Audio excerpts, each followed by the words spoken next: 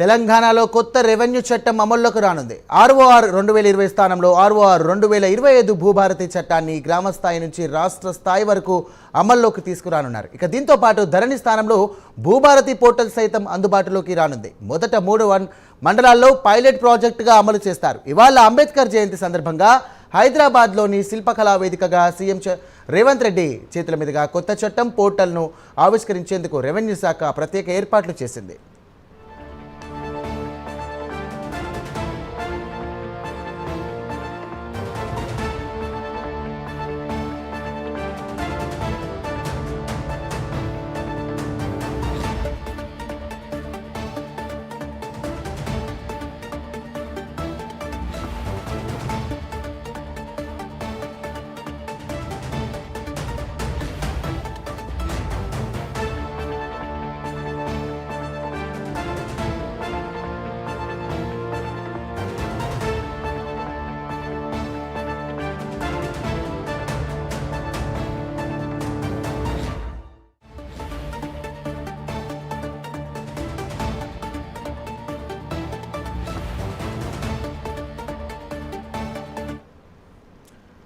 Right, breaking చూస్తున్నాం. తెలంగాణలో కొత్త రెవెన్యూ చట్టం అమల్లోకి రానుంది. ఆర్ఓఆర్ 2020 స్థానంలో ఇక ఆర్ఓఆర్ 2025 భూభారతి చట్టాన్ని గ్రామ స్థాయి నుంచి రాష్ట్ర స్థాయి వరకు అమల్లోకి తీసుకురానున్నారు.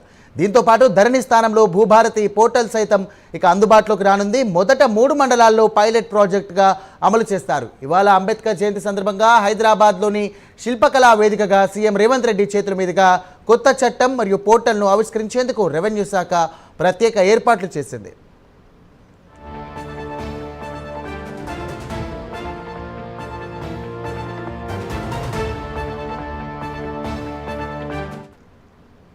రైట్, తెలంగాణలో ఇవాళ నుంచి అమల్లోకి రానుంది భూభారతి చట్టం. దీనికి సంబంధించినటువంటి ప్రత్యేక ఏర్పాట్లు కూడా రెవెన్యూ శాఖ చేసింది. అయితే అంబేద్కర్ జయంతి సందర్భంగా ఈ యొక్క ప్రాజెక్టును ప్రారంభించేందుకు రేవంత్ రెడ్డి సర్కార్ ముందుకు సాగుతుంది. దీనికి సంబంధించినటువంటి మరిన్ని డీటెయిల్స్ మా కరెస్పాండెంట్ చందు అందిస్తారు. చందు. Good morning Sairam.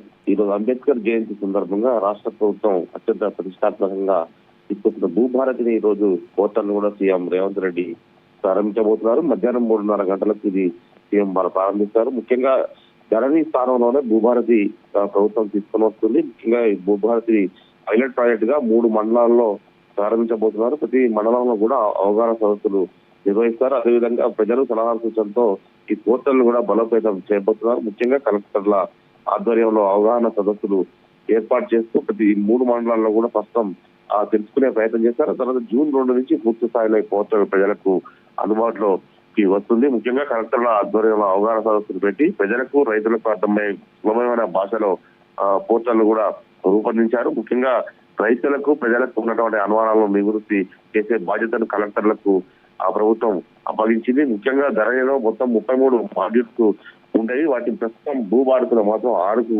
కుదించారు. దీనివల్ల ఈజీగా పోర్టల్ ఉపయోగించుకునేటువంటి అవకాశం ఉంటుందని కూడా ప్రభుత్వ వర్గాలు చెప్తున్నారు. మరోవైపు పోర్టల్ ను ఒకేసారి రైతులంతా కూడా సందర్శించవద్దు, ఒకేసారి సందర్శించ స్ట్రైక్ అయ్యే ప్రమాదం ఉంది కాబట్టి కొద్దిగా ఒకేసారి ఉపయోగించదని కూడా చెప్పారు. మరోవైపు చూసినట్లయితే భూభారతి ఆవిష్కరణ కార్యక్రమం ప్రత్యక్ష ప్రసారం చేస్తుంది ప్రభుత్వం. ముఖ్యంగా ఇది ఆవిష్కరించే కార్యక్రమాన్ని 566 రైతు వేదికల్లో వ్యవసాయ శాఖ ప్రచారం కూడా చేయబోతుంది. ఇందుకు సంబంధించి ఏర్పాటు చేయాలని కూడా ఇప్పటికే మంత్రి తుమ్మల నాగేశ్వరరావు వ్యవసాయ శాఖ అధికారులను ఆదేశించారు.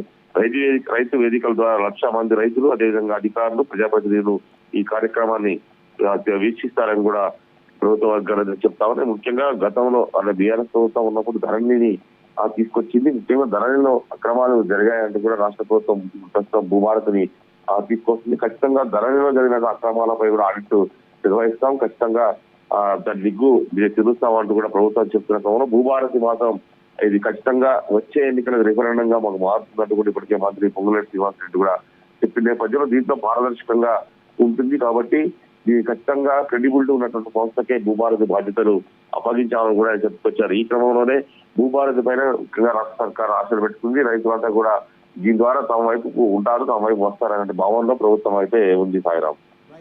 చందు.